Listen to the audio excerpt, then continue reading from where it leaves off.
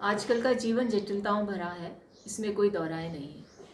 और ये जटिलताएं हमारे लिए जितनी है उतनी हमारे बच्चों के लिए भी है, क्योंकि हमारे साथ जितने कंपटीशन का दौर था या प्रतिस्पर्धा का दौर था, उससे ज़्यादा कई गुना कंपटीशन आजकल बढ़ा है। अब इस प्रतिस्पर्धा के दौर में महत्वाकांक्षाओं को पूरा करने की एक ललक होती है, और उस ललक में आदमी जिस संघर्ष के दौर से गुजरता है, वो दौर उसे भटका भी सकता है, तो उसे सही रास्ते पर पहुंचा भी सकता है। और माँ होने के नाते मैंने भी अपने जीवन में अनुभव किया, और मैं जब बच्ची थी अपने माता पिता की, तब भी मैंने अनुभव किया कि दोनों ही जो जीवन के कह सकते रोल्स होते हैं, उसमें सतर्क और सावचेत रहने की आवश्यकता है। माँ होने के नाते मैं सभी माता पिता से कहना चाहूँगी कि अपने बच्चों की प्रवृत्ति को पहचानना शुरू करिए। अति आत्मविश्वास या अति विश्वास बच्चों के प्रति होना बहुत स्वाभाविक है, क्योंकि हर माता पिता को लगता है कि उनके बच्चे सही रास्ते पर चल रहे हैं, और अमूमन चलते भी हैं।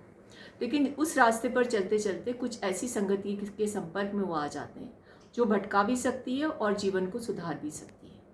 मैंने देखा है कि जब प्रतिस्पर्धा बहुत हावी होने लगती है, तब व्यक्ति को यदि घर में सहारा नहीं मिलता, माता पिता उसकी अनदेखी करते हैं, या उसके परिजन या उसके निजी लोग उसके प्रति उतनी सद्भावना या सहानुभूति नहीं रखते, तो सब्सटेंस अब्यूज़ का शिकार भी हो सकता है।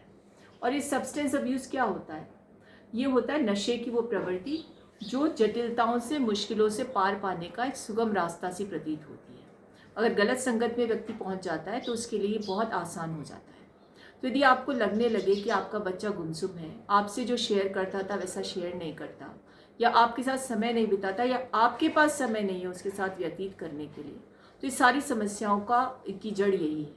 और यदि हम इस चीज़ को समझ जाते, इसका भान हो जाएगा, तो निश्चित रूप से अपने बच्चों को सही रास्ते पर रख भी पाएंगे, और उनकी रुचि अभिरुचि के अनुरूप उनका जीवन हो, इसको भी सुनिश्चित कर पाएंगे।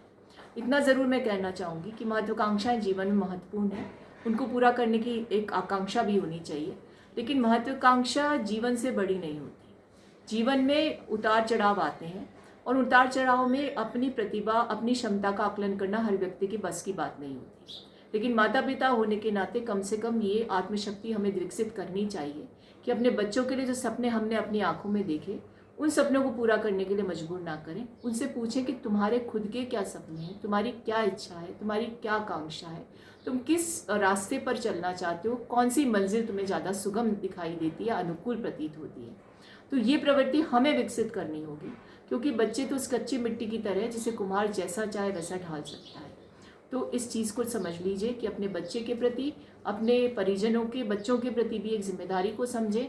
अपने परिवार के बच्चों के प्रति जब जिम्मेदारी को हम समझेंगे, तो हम देश के निर्माण में नागरिकों के विकसित होते उस भीड़ को एक तरह से नियंत्रित कर पाएंगे, जो आगे जाकर के देश के भविष्य को सुनिश्चित करेगी। ये जिम्मेदारी माता पिता, शिक्षकों की सबसे बड़ी है। इस जिम्मेदारी को हम समझ लेंगे तो हम देश के प्रति एक बहुत बड़ी जिम्मेदारी निभाने का काम करेंगे।